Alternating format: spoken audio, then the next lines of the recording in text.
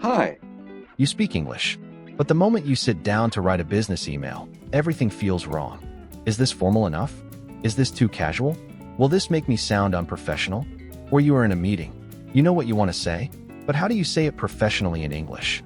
Today I am giving you everything. Professional email templates, meeting phrases, business vocabulary, diplomatic language. In 10 minutes, you will go from uncertain to confident in every professional English situation. Let's start with emails, the foundation of professional English communication. Every professional email has 5 parts: subject line, greeting, opening line, body, sign off. The opening line sets the tone for the entire email. For a neutral email, I hope this email finds you well. For a follow-up, I am writing to follow up on our conversation regarding. For after a meeting, further to our meeting on Monday, I wanted to confirm. Subject lines. The formula is simple. Action: topic: date. Request: project update by Friday. Follow-up: marketing meeting May 12th. Action required: contract approval. Making requests. Never write, "Send me the report." Instead write, "I would be grateful if you could send me the report at your earliest convenience." Sign-offs. Kind regards for professional. Best regards for warm professional. Yours sincerely for formal letters. Many thanks for friendly professional. And how to say no. Thank you for the invitation. Unfortunately, I am unable to attend due to a prior commitment. I hope we can reschedule. Never just say no in a business email. Acknowledge. Explain briefly. Offer an alternative. Meetings, where professional English either builds your reputation or damages it. To start a meeting, shall we get started? The purpose of today's meeting is, let's begin with agenda item 1. To agree. I completely agree with that point. That is an excellent idea. I think you make a very valid argument. To disagree, and this is where most non-native speakers struggle. You never just say no or you are wrong. You say, "I see your point. However, I would argue that." Or, "I respect that view. That said, I believe."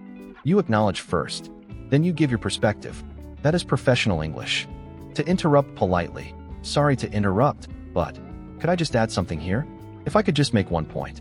To close, let me summarize the key points. The next steps are, I will send the minutes by end of day. These phrases will make you sound like the most professional person in any room. One of the biggest mistakes professionals make is using the wrong register.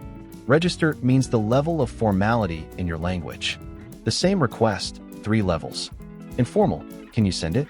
Neutral, "Please send the document."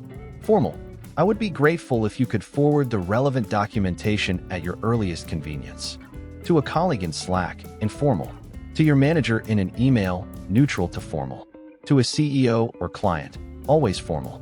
And upgrade your vocabulary. Get becomes obtain. Ask becomes inquire. Help becomes assist. Use becomes utilize. Tell becomes inform. Same meaning. Higher register. More professional. Now 30 words that will immediately make you sound more professional. Implement, to put a plan into action. Facilitate, to make something easier. Leverage, to use something to its full advantage. Streamline, to make a process more efficient. Prioritize, to decide what is most important. Collaborate, to work together. Escalate, to raise to a higher level. Allocate, to assign resources. Coordinate, to organize different parts together. Delegate, to assign work to someone else. Evaluate, to assess carefully. Negotiate, to reach an agreement through discussion. Key nouns. Stakeholder, a person with an interest in the outcome. Benchmark, a standard to measure against. Deliverable, a specific output that must be completed. Turnaround, the time to complete something. Bandwidth, capacity to do work. Bottleneck, something that slows the whole process. Now use them. We need to leverage our existing resources to streamline the process. The stakeholders approved the proposal after we evaluated all the deliverables. That sentence sounds like a native English professional. And now you can say it too. The final and most important business English skill, diplomatic language. Diplomatic language is how you deliver difficult messages, disagreement, bad news, refusal, without damaging a professional relationship.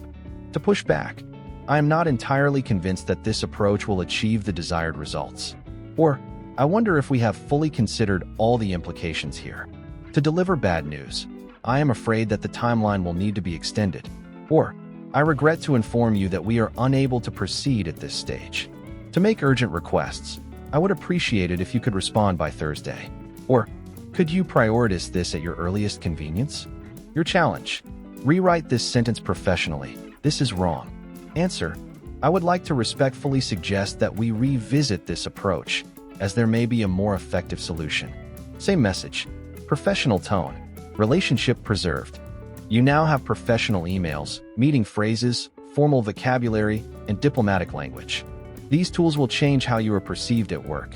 Starting today, write a professional email opening line in the comments below. I will personally improve it for you. Next video, we go to IELTS writing. Task 1, Task 2, Band 7 vocabulary, and the exact structure that IELTS examiners are looking for. Click the video on your screen to watch it now, and subscribe for your weekly English lesson. I will see you in next video. For more videos, subscribe to SG Nova Language Hub. Don't forget to click the bell icon so you never miss a weekly lesson.